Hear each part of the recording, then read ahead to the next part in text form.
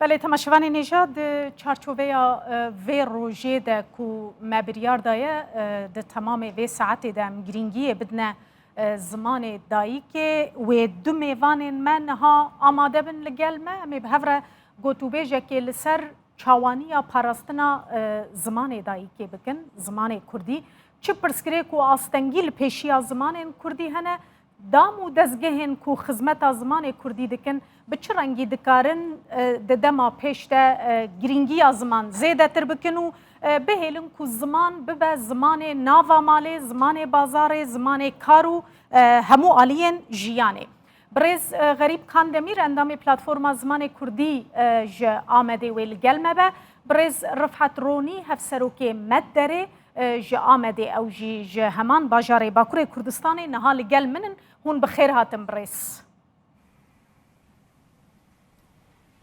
زور سپاس بله سپاس برز رفعت رونی است خوازم هما یکسر جمع دست پی بکم شخوا دوان روژان داد هفتیا چالاکی زمان ده هون گلکی چالاک بون هجماره که زیده یا چالاکی وجی هبون مجیج نزیک و شوپاندن او چالاکی برسامن برا اف به یعنی زمان کردی دروشانه ها ده دکوه کاتگوریا وان زمان لبرنمانه جبر کلگوری هنک راپوریم فرمی مثلا زمان کو کتبه بر چرخ اسیمیلاسیونه و نه زمان پرورده به نه زمان فرمی به دبن مترسیه ده کردی چه قاسی دکوه و کاتگوریه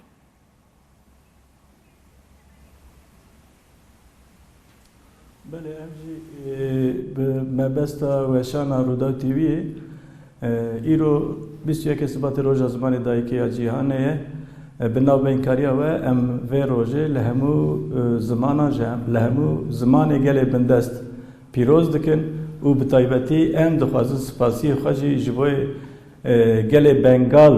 گله بنگالی بشینن که اف روز وکی روز زمان دایکی داخواست سازیا چند زمان و زانست یا اونسخوی کرنه و اونسخوی جی اف روز وکی روز زمان دایکی دیار کریه ام دخواست سپاسی خواه و ریزه خواهج گل بنگالی را بشین هر وهاجی ام او پنج خندکارین کل زانیگاه دقیقه تچالاکیا جبوی که زمان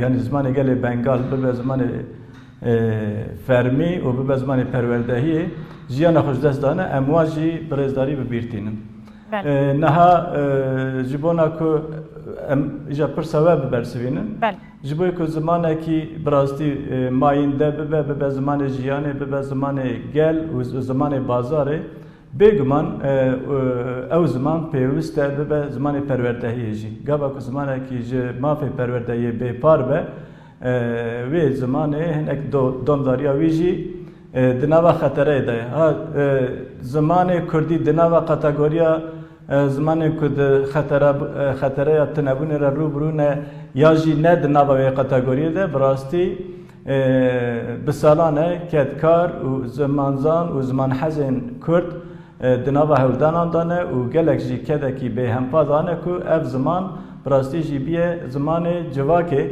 نها ام باش دزانم که به دهان تیوی وجی دناو ده به دهان زور روزنامه کووار و هر وها به هزاران رمان به وی زمانی هاتنه نویساندن لی دیسا جی ام دبیجن اف فرض کرنه که دولت لسرگلی کرد فرض که وکی زانیگه هم باشه کردی وکی ترتشش و وکی درسین هل بجاری وانا تیرا دل و داخوازه گلی کرد ناکن پیوسته پیش دبستانی حتی زانیگه اف زمان کردی به زمان پروردهی بله وی دمه ازی بچ مجم برز کاندمیر و وکه کوجی یعنی زمان یعنی تشتی کنها هنه تیره ناکن بگومان تیره ناکن لیجبو زیدتر زندگی کرنا زمان کردی بکارانین و گشکرین آوی پلانه که چاواوی دمی لازمه دوی سازین که هنه گرانی بدن سر چه؟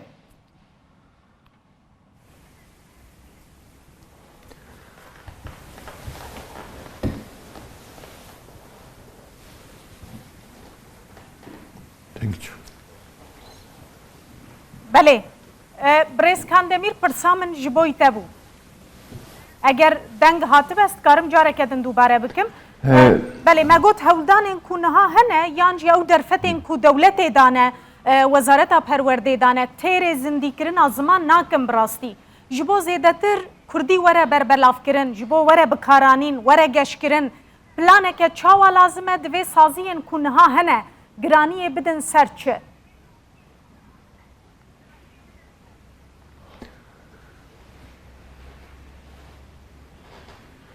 Ez karım viya bêjim hêvîdar, niha em bêjin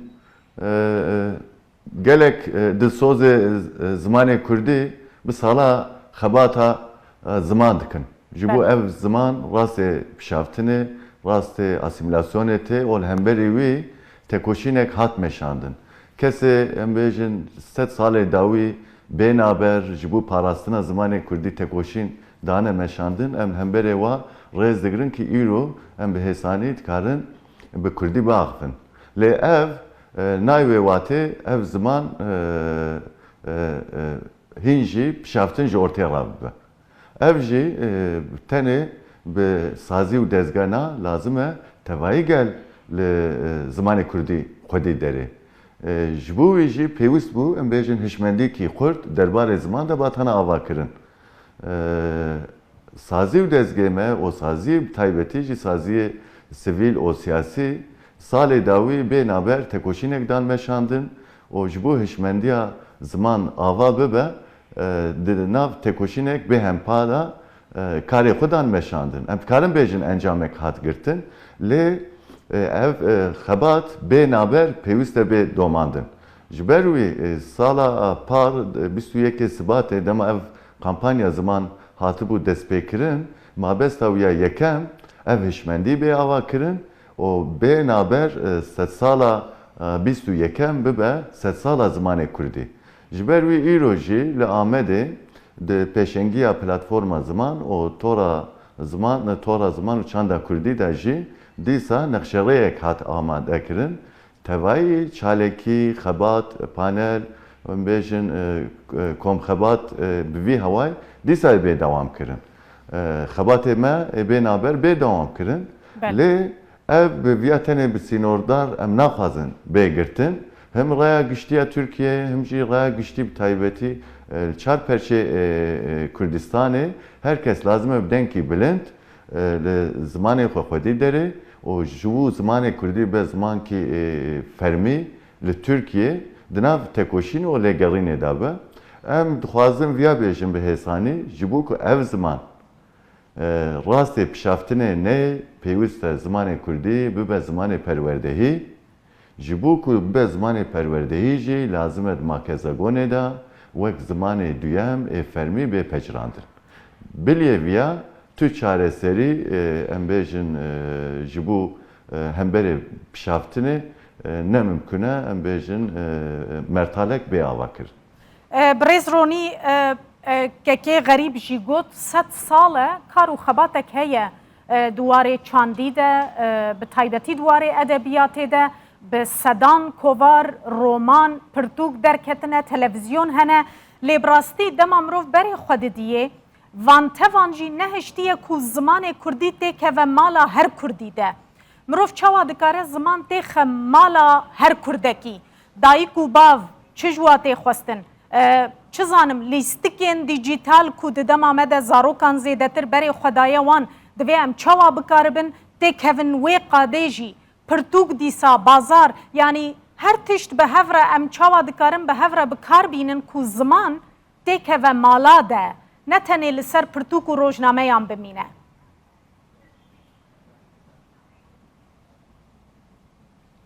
Belê yani di serî de ji xwe pêwîst e ku hişyarî û hişmendiyekê di nava gel û civakê de çê bibe. Niha da aliyê pêşxistina ji bo ku zimanê Kurdî bi pêş bikeve, zimanê Kurdî zindî bibe, be zimanekî mayînde û her wiha jî bibe zimanê jiyanê bi rastî de aliyê wî hene. Yek aliyê siyasî ye, yek jî aliyê civakî ye. Gava ku aliyê siyasî em bêjin ku wekî rol model wekî mînakên civakê ne û wekî em bêjin nûner pêşeng û her wiha jî mînaka civakê ne pêwîst e ev siyaseta Kurdî bi Kurdî were kirin û siyasetmedarê Kurdî jî di vî warî de ji malbatê dest pê bikin, ji zarokê xwe dest pê bikin û ji gelê ku em bêjin ew hilbijartine jî wekî îrade jî qebûl dikin bibin mînak. Ev yek. A di doya ew hişyarî û hişmendiya di nava civakê de dê û bav em dizanin ku ev not û neh salin yanî ji avabûna komara Tirkiyeyê heta vê demê bi rastî jî gelek em bêjin zebt, zor, çewsandin li ser vê zimanê pêk hatine û ev jî wekî fobiyekê di nava malbata da çêkiriye. Niha heta niha ji gel re ji dê û bava re hatiye gotin ku eger hûn bi zimanê Tirkî nizanibin, hûn ê nikarbin bibin xwedî kar, hûn ê nikarbin xwedî pêşe û her wiha hûn ê nikarbin debara xwe jî bikin. Hûn ê zarokê we wê nikarbin bibin bijîşk, bibin parêzer, bibin endezyar.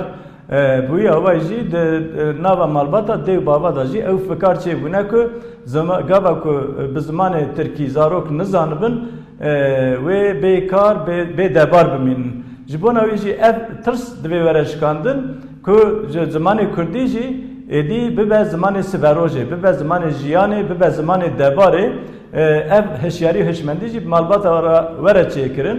Em bas dizanin li gelek der û deverê cîhanê li gelek welatan ev têkoşîn hatine meşandin. Bi rastî tiştek dîsa dixwazim bînim ziman ku li em bêjin Cezayirê gelê berberî gelê Amazîkeyê di 1995 de kampanyayekdan dest pê kirin. Ew kampanya bi navê çenteyê dibistanê yanî Tirkiye dibistanê kampanya dest pê kirin. Ji pêş dibistanê ji dibistana seretayî heta zanîngehê tu kes neçû dibistana dibistan hatin betal kirin û hikûmeta Cezayirê di mecbûr ma ew mafê ku dihat xwestin sala din maf em bêje wê zimanê berberî zimanê Amazîk bû zimanê perwerdehiyê. Kurd amade ne? Yani Kurd amade ne? Tiştekî wiha bikin birêzronî? Bi rengî radîkal pêwîstî bi van biryara heye. Yani Kurd amade ne li Bakurê Kurdistanê tiştekî wiha bikin? Ew derfet heye? Gelo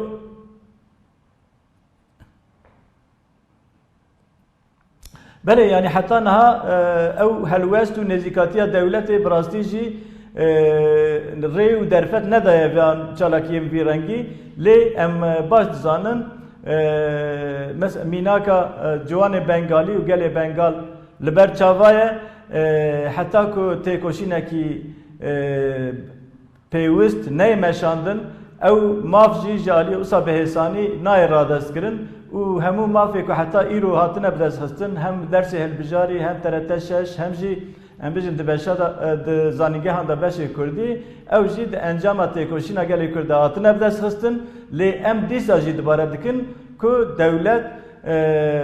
dewleta Tirkiyeyê rayedarên dewletê hem jî wezareta perwerdehiyê bi rastî jî di vê mijarê de dixwaze li nava demê belav bike, demê dirêj bike, sar bike û biewqîne û gelê Kurd jî di nava hêvî û bendewariyê de bihêle lê gelê Kurd evan lîstika berê jî dîtibû û ji van lîstika jî zikê wî têre van gavên xapînok jî napejirîne, qebûl nake û daxwaz dîsa jî em dibare dikin daxwaza gelê Kurd ji heta heftê salî perwerdehiya bi zimanê dayîkê.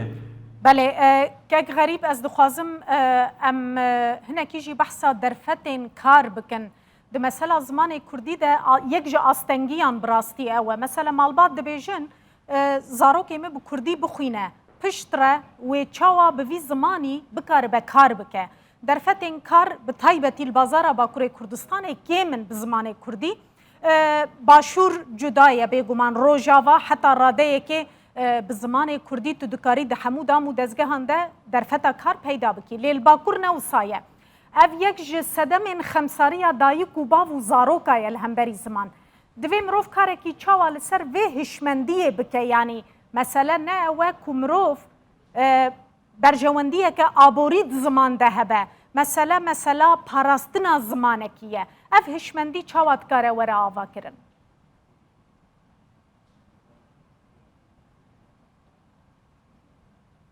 Ya bêjin niha sed sala bihûrî di hinek dema da di hinek pêvajoya da ji ber ku zimanê Kurdî hatiye xaftin rastî qedexe hatiye û em bêjin cezayê müeyyidê pera l'insan hatiye birîn.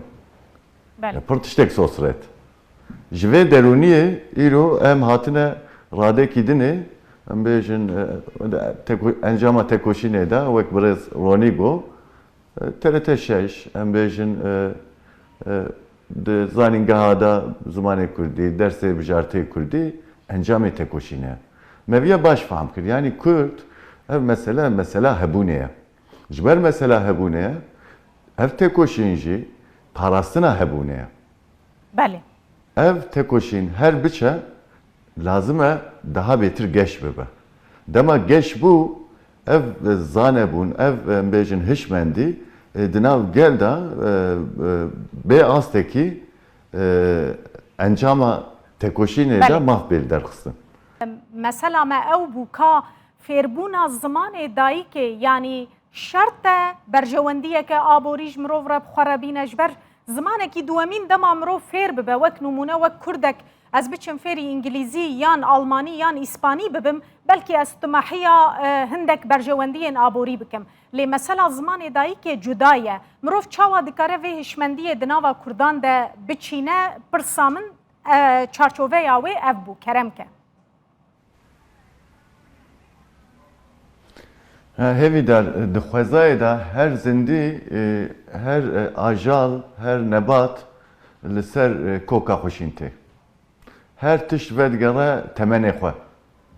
Îro em bêjin mirovek, însanek dema bêje ez Kurdim, ev meselekî hebûnê ye.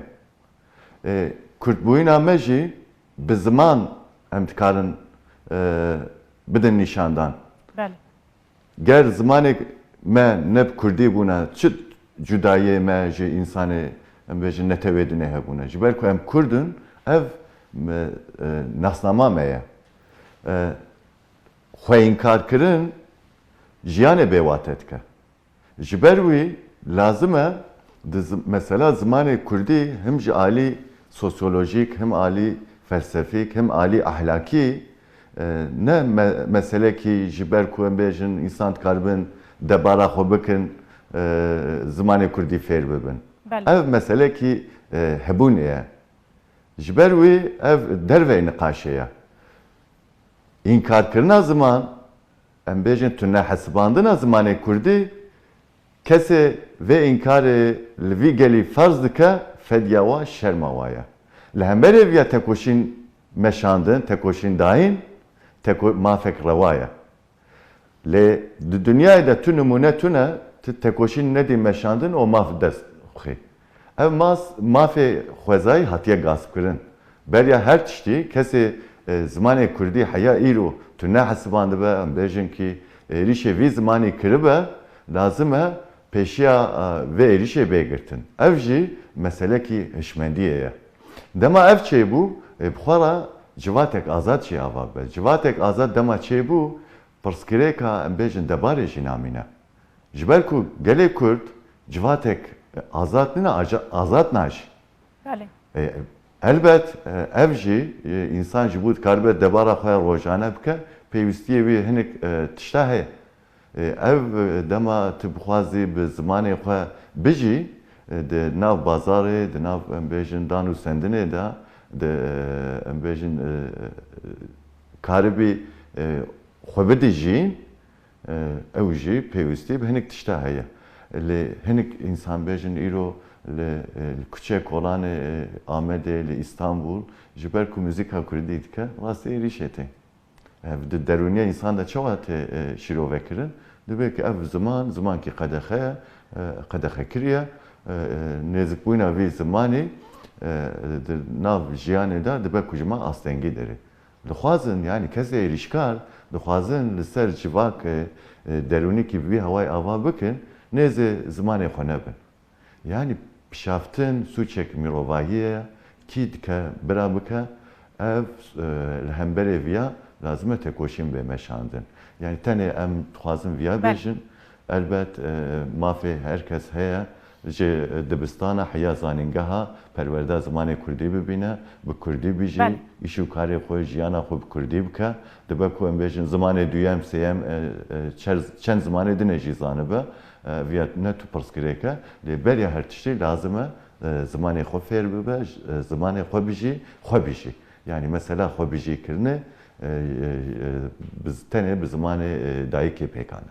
Belê birêz Ronî karê li gel saziyên navdewletî bêguman beşekî din ya mesela xebata li ser ziman e wekenha med nûmuneya Kurdên Rojhilatê Kurdistanê de jî dît çûne pêşiya UN.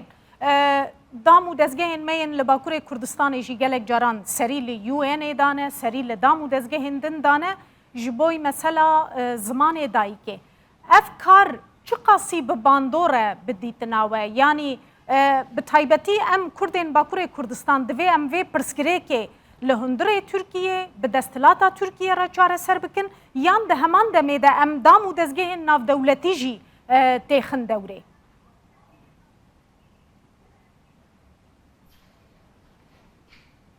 Yani bêguman saziyên ku ji bo qadekî ji bo mijarekî hatine damezrandin hinek tespît kirine mafû azad derbarê mafû azadiyê wê mijarê de eger ku xebatê wan hatine meşandin pêwîst e di wê mijarê de şopandina xwe jî çê bikin. Mesela em bêjin ku îro li welatekî wekî Tirkiye ku 38 ziman dijîn nihat tenê 18 ziman mane û zimanê em bêjin Kirmanckî Zaravayê Kurdî ku ew jî di xetereya em bêjin kategoriya xeterê de li vê derê eger ku ev tespît hatiye kirin pêwîst e saziya çand ziman û zanistê UNESCO vê şopandinê jî bike û di vî warî de hem dewleta Tirkiye hişyar bike hem jî eger danekirin müeyyide jî hebin wan müeyyide jî pêk bîne. Her wiha em dibînin ku mesela bi salan e li zindanên Tirkiye yani belkî li dervayê mijarê me ye ama bi heve girêdayî ne ji ber ku mijara gotinê saziyên navneteyî wê pêwendîdarin saziya CPT bi caran tespît kirine îşkence li Tirkiye heye li zindana binpêkirinê mafa hene lê li gel ew xas em bêjin mirinê ku li zindana tên jiyîn jî cenazeyê ku li zindana derdkevin jî CPT daxuyanî nade. Pêwîst e van saziyê ku ji bo van mijara hatine damezrandin belê tespîtê xwe bikin lê şopandina xwe jî bikin. Di wê derê de hinek hêvî bendewariyê hemû gelan hene wekî gelê Kurd em werin ser vê em bêjin mav û azadî û zimanê Kurdî li Tirkiye di çi rewşê de ye wê çawa pêşkeve çawa pêşî li vê pêla pişaftinê were girtin bi rastî ew jî em dizanin wekî di serî de Birêz Kandemir jî got pêwîst e hişmendî û hişyariyekê di nava civakê de çê bibe civak dêw bav zarokê xwe re bi Kurdî biaxivin jiyana bi Kurdî ji zarokê xwe re salix bidin û li kuçeyê, li kolanê, li bazarê, li sûkê, li dadgehê, li nexweşxaneyê, li em bêjin dibistanê, li her derê jiyanê, li her hemû qadê jiyanê bi Kurdî biaxivin, bi Kurdî bijîn, bi Kurdî bifikirin. Di wî aliyê de em dikarin vana bêjin eger ku pirsê ve hebin jî em ê li gorî wî bibersivînin. Belê gelekî spas ez ê biçime cem Birêz Xerîb Kandemîr me behsa zimanê siyasetê kir Birêz Rifhet Ronî jî di nava axaftinên xwe de balkişan dibû ser zimanê siyaseta siyasetmedarên Kurd. Yani siyasetmedarên Kurd zimanê wayî siyasetê ne Kurdî ye bi rastî Tirkiye. û ev ne rêjeyî yanî mirov nikare bibêje ji sedî ev qas Kurdiye û sedî ev qas Tirkiye hema bêje bi temamî zimanê wan Tirkiye. Çima saziyên me yên ziman heta niha nikarîbûne li ser siyasetmedaran ferz bikin zimanê siyasetê bikine Kurdî yan jî çawa dikarin li ser wan ferz bikin.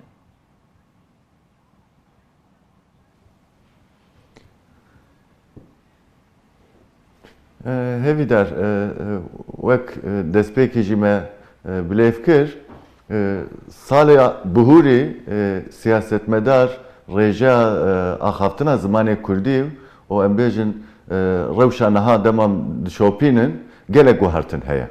Yani îradekî zelal dema xwedî derketina ziman çêbû wê çaxê siyasetmedar jî em bêjin civak jî xwe bi gor wî teşe digire.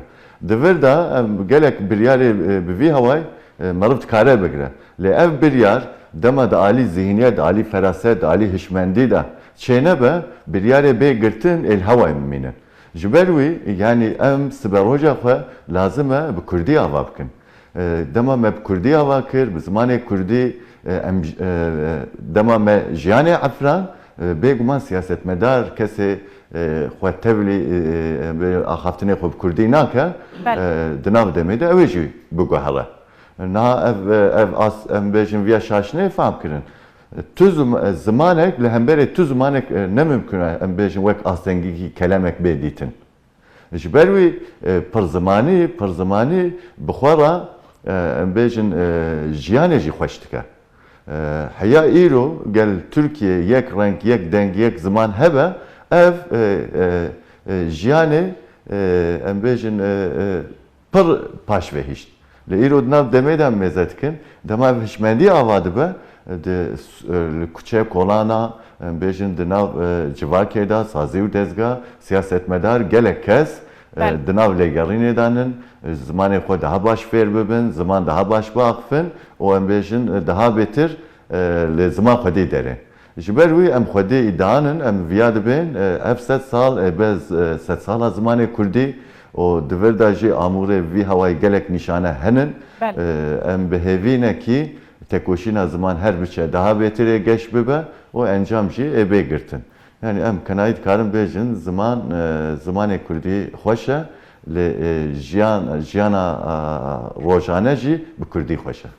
gelekî spasiya we dikim bi rêz Rifhet Ronî hevserokê Medderê û bi rêz Xerîb Kandemîr endamê platforma zimanê Kurdî ji Amedê ji Bakurê Kurdistanê mêvanê me bûn. Zor spas.